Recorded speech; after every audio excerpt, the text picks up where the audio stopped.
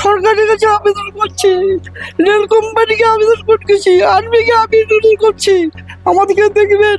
আমার বিধবা মা আছে, আমার বাবার দোকান, এটা আমাদের 26 বছরের দোকান। এই তো হিন্দুদেরকে তাড়ানোর ব্যবস্থা করছে, পেটে লাথি মারছে হিন্দুদেরকেই। বুলডোজারের আস্ফালন বনাম খেটে খাওয়া মানুষের প্রতিরোধ।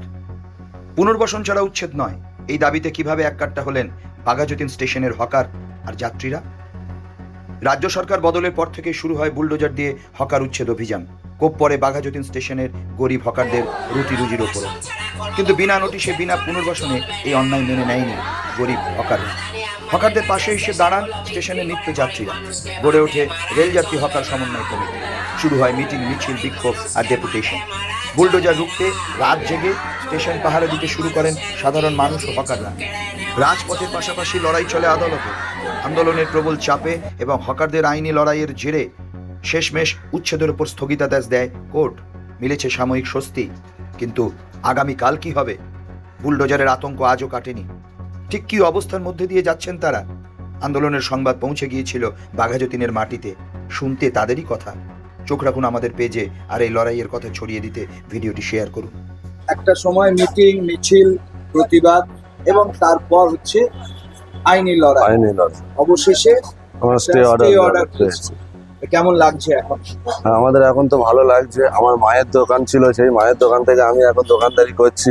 এটা আমাদের প্রায় 18 বছরের ওপরের দোকান। আমার একটা বাচ্চা মেয়ে আছে। এখন যদি রেল যদি আমাদেরকে তুলে দেয়, আমরা এখন এই মুহূর্তে কোথায় যাব?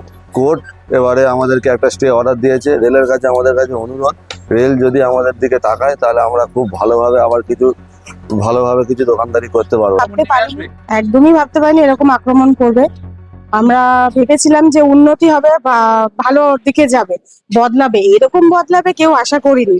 আমার মা আছে, আমার বাবার দোকান, এটা আমাদের 26 বছরের দোকান। আমার বাবা মারা গেছেন, ক্যান্সারের পেশেন্ট ছিলেন।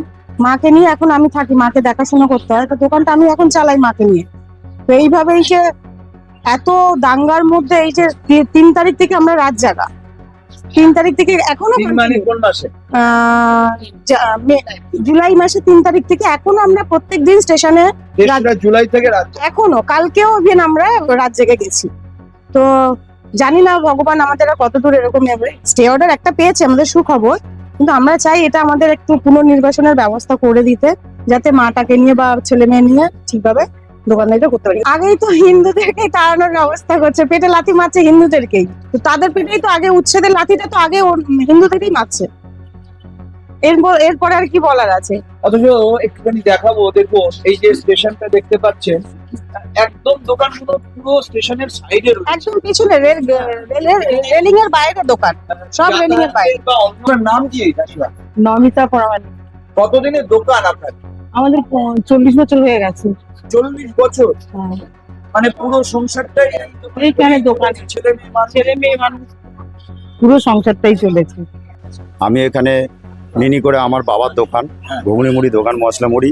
আমরা এখানে নিনি করে 40-45 বছর আছি, এবং আমরা যে সরকারি আসুক আমাদেরকে উচ্ছেদ করে না। এবং রেলের যদি কোনো সমস্যা থাকে, রেলের যদি কোনো কাজ করতে ইচ্ছুক থাকে, আমাদেরকে বললে আমরা আরও রেলকে সহযোগিতা করি। এই ঢালাই পড়েছিল, ঢালাইয়ের দিক থেকে আমরা অনেক দোকান টোকান সরিয়ে নিয়ে ঢালাই পড়েছে, রেলের কোনো অসুবিধা আমরা করি না।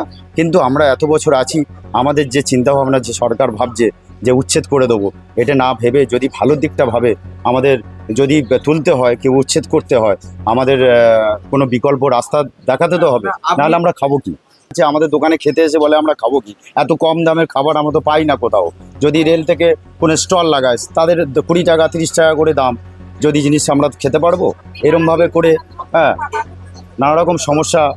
যাত্রীরাও বলে আমাদের সঙ্গে, তারা অংশগ্রহণ করেছে মিছিলেও, তারা হেঁটেছে, আমাদের যাত্রীরাও আমাদের সঙ্গে আছে। আমরা সরকারের কোনো রকম অসুবিধা করে কিছুই করতে চাই না, আপনার পুনর্বাসনটা চাই।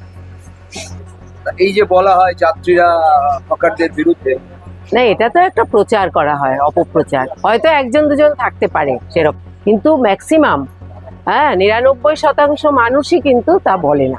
আপনি একজন মহিলা যাত্রী, আবার মহিলা, আচ্ছা আপনার কি মনে হয় না যে স্টেশনে যদি এই ধরনের হকার বন্ধুরা থাকেন, নারীদের ক্ষেত্রে অনেকটা অবশ্যই রাত্রিবেলা 10:30-11টার পরে এখানে আমি দেখেছি 12টা 12:30টা পর্যন্ত, আমরা যখন রাতে থাকি, আমরা সবাই মিলে একসাথে রাতে থাকি, অনেক রাত অবধি মহিলারা এখানে আসেন, বসেন, ট্রেন থেকে নামেন, যান, তাদের কোনো ভয় নেই। আমি অবাক হই, কারণ আমার এই অভিজ্ঞতাটা ছিল না। এত রাত্রির অবধি যে স্টেশনে এইভাবে মহিলারা স্বাধীনভাবে চলাফেরা করে, সেটা কিন্তু এই হকার ভাই বোনেদের জন্যই। প্রতিদিন রাতে থাকি, প্রতিদিন। আমাদের পাশে থেকেছেন যাত্রী হিসেবে, হকারদের সাথে আছেন উনি প্রতিদিনই আপনাদের প্রতিদিন থাকে। আরো অনেক যাত্রীরা কি ছিল? হ্যাঁ, আছে। তার মানে এখানে আপনারা লড়াইটা হকার এবং যাত্রীরা একসাথে মিলিতভাবেই আমরা করছি এটা। আপনি কি বলবেন? এটা তো স্থগিতাদেশটা তো সাময়িক। হ্যাঁ, কি হবে? স্থগিতাদেশ সাময়িক, কিন্তু আইনি ব্যবস্থাই এরকম যে এইভাবে মামলাটা চলতে থাকবে। আবার যেদিন আমাদের 12 তারিখে স্টে অর্ডারের লাস্ট ডেট 12 তারিখ অবধি, আবার 12 তারিখে কোর্টে মামলাটা উঠবে, আবার হয়তো জজ সাহেব একটা স্টে দেবেন কিছুদিনের জন্য।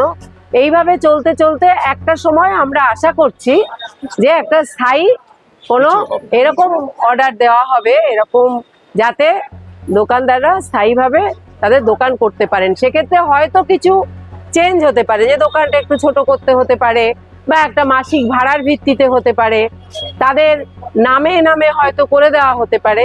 সেগুলো বলা হচ্ছে যে আমরা ডিআরএম এর কাছেও কিন্তু এই হকার এবং যাত্রীরা মিলে ডিআরএম এর কাছে গিয়ে ডেপুটেশন দিয়েছি। সেখানে 144 জন গেছিলেন সবাই মিলে। সেখানে ডিআরএম এর কাছেও এই আবেদন করা হয়েছে যে আমরা সামান্য ভাড়ার ভিত্তিতে একটা পুনর্বাসনের ব্যবস্থা করা হোক, একটা আলোচনার ভিত্তিতে এটা হোক। রেল এসে জোর করে বুলডোজার দিয়ে দোকানগুলো তুলে দেবে, আর মানুষগুলো একদিনে জীবিকা হারা হয়ে যাবে। হ্যাঁ, তারা রাস্তায় বসবে, পথের ভিখিরি হয়ে যাবে। এটা তো কোনোভাবেই কাম্য নয়। একটা সরকার এটা কখনোই চাইতে পারে না। একটা গণতান্ত্রিক দেশে মানুষের বাঁচার অধিকার আছে, সেই অধিকারটা তো দিতে হবে মানুষকে, না, তাদের কথা ভাবতে হবে। আমরা মানে কেমন লেগেছে যে এই রাজ্যে নতুন সরকার আসার পরে একটা বুলডোজার রাজ যেন নেমে এলো? সত্যিই তাই, যেভাবে এখানে বুলডোজার চালিয়ে সমস্ত মানুষকে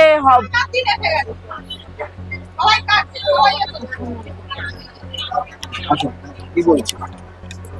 বলছি সবাই তো কান্নার সিনটা এসে গেছে, সবাই তো কেউ ভালো নেই। কান্নার দিন? হ্যাঁ, কান্নার দিন তো এসে গেছে। লোক করে খাবে কি? কেন কান্নার দিন কেন? এই দুর্গের দোকান যে উচ্চ করছে, দোকান তুলে দিচ্ছে, লোক করে খাবে কি? আমরা কি খেটে খাতে পারবো? মাসিমা, অন্যান্য স্টেশনে, আপনাদের পাশের অন্যান্য স্টেশনে বুলডোজার নিয়ে চলে এসেছে, আপনাদের হ্যাঁ, এখানে কি এসছিল তো। এসেছিল? হ্যাঁ। কেমন লেগেছিল তখন? ভয়টা কতটা? হয়তো সবাই তো জড়ো সড়ো খেয়ে গেছে, কিন্তু আমরা সবাই তো হাল ছাড়িনি। আমরা সবাই ইয়ে করেছিলাম, আমরা ছিলাম, আমরা লড়েছি, লড়েছি, আমরা আছি।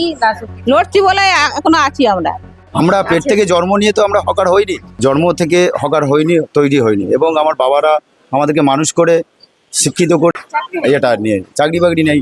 সরকার, যে কোনো সরকার চাকরি বাকরি দিতে পারে, কর্মসংস্থান নেই। তাহলে আমরা কি করে খাবো? যে কোনো তো একটা কর্ম করে খেতে হবে, চুরি ডাকাতি করতে পারবো না। তার জন্য যে সরকার হোক, তাদের কাছে আবেদন থাকলে যে আমাদের জন্য উচ্ছেদ করার আগে আমাদেরকে কোনো পুনর্বাসন দিক, এটাই তো বিষয়। আচ্ছা, এই যে একটা ছোট্ট বাচ্চা কুলজিৎ, ওর মা অসুস্থ, স্ট্রোক হয়ে মানে সেরিব্রাল অ্যাটাক হয়ে বহুদিন অসুস্থ ছিলেন। তারপরেও তাকে এখানে একটা দোকান করতে হয় জীবিকার জন্য। এই বাচ্চাটা ওর মাকে সাহায্য করার জন্য প্রতিদিন স্টেশনে রাত অবধি থাকে। ওর পড়াশুনো সমস্ত কিছুই অসুবিধের মধ্যে, কিন্তু অন্তত পেটে খেয়ে যাতে বাঁচতে পারে, তার জন্য এইভাবে ওকে কাজ করতে হচ্ছে এখন থেকেই। উপায় নেই। সেইটুকুনিও যদি কেড়ে নেয় সরকার, অত্যন্ত অন্যায়ভাবে এটা করা হচ্ছে, সেটার আমরা প্রতিবাদ করছি। ফলে আমাদের প্রতিদিন যেমন মিছিল হচ্ছে, প্রতিদিন মিছিল হয় এখানে, এবং রাত্রিবেলা রাত জাগা হচ্ছে যে বুলডোজার নিয়ে হঠাৎ করে এসে যাতে দোকানগুলো ভেঙে না দিতে পারে। সেই জন্য এই আন্দোলন আমাদের চলবে। যেমন কোর্টে আমাদের আইনি একটা লড়াই চলছে, পাশাপাশি এই আন্দোলনও আমাদের চলবে। আমরা একটা খেটে খাওয়া মানুষ, সারাদিনে আমাদের অল্প কটা ইনকাম হয়, সেই দিয়েই আমরা পড়াশোনা করি, আমরা খাই, আমরা স্কুলে পড়ি, স্কুলে যাই। এটা যদি রেল আমাদের কাছ থেকে কেড়ে নেয়, তা আমাদের কি হবে? তুমি যারা এই দেশ চালাচ্ছে, সরকার চালাচ্ছে, তাদেরকে তুমি কিছু বলবে? আমরা সরকারের কাছে চাই আমাদের যাতে এই কটা দোকান আমাদের থাকে, না হলে আমরা আমাদের কি করে খাবো, মায়ের অসুস্থ ট্রিটমেন্ট করবো।